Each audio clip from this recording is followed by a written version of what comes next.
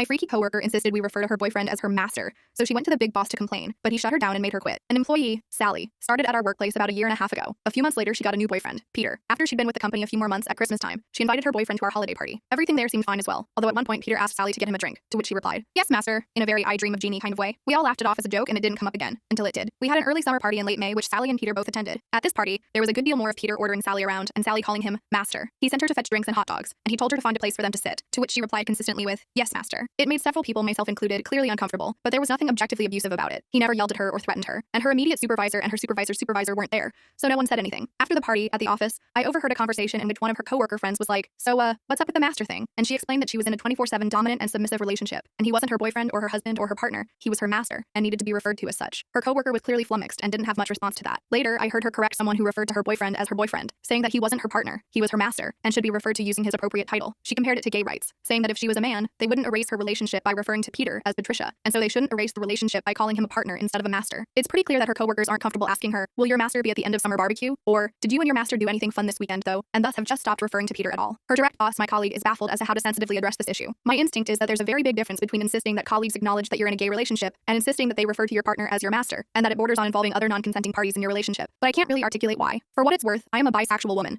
and our office has many gay, lesbian, trans, and poly individuals, so it's not an issue of being against non-traditional relationships. It just seems to be that it seems very important to Sally that Peter be referred to as her master, and it seems equally clear that her coworkers find this intensely uncomfortable. Update. We had already told the staff that no, they didn't need to refer to Peter as master, but could simply call him by name. The actual result was that people just avoided Sally for all social conversations, interacting with her only on and about work projects. After reading the letter and responses, my coworker decided that Sally needed a direct talking to about it. She went in with the same arguments, that we respected her relationship, but that some details of relationships are appropriate for the workplace and some are not, and insisting on certain titles can fall into that details category. She used the example that we would of course always refer to people by the correct gender, and would never say friend or roommate if boyfriend or partner or husband was correct, but that on the other hand, it would be inappropriate to call someone my lover, or my binky boo in the office, that is a level of intimate detail that your coworker does not need or want. Sadly, Sally doubled down at this point, insisting that lover or binky boo or snuffleupagus or f-boy or whatever should be used if they were accurate because they accurately represent the relationship, and to insist on softening the nature of the relationship for the easily shocked was a slippery slope to oppression. For what it's worth, I get the impression that Sally was not so much naive or lacking in common sense as deliberately pushing the boundary for some reason of her own. My coworker said that she had every right to feel that way, but at the workplace, master was not appropriate. Peter could be referred to as Peter, partner, assistant, boyfriend, friend, or as any of a variety of options or not at all, but that master was inappropriate, and that this was a very, very common stance for even a very liberal company to take, and that Sally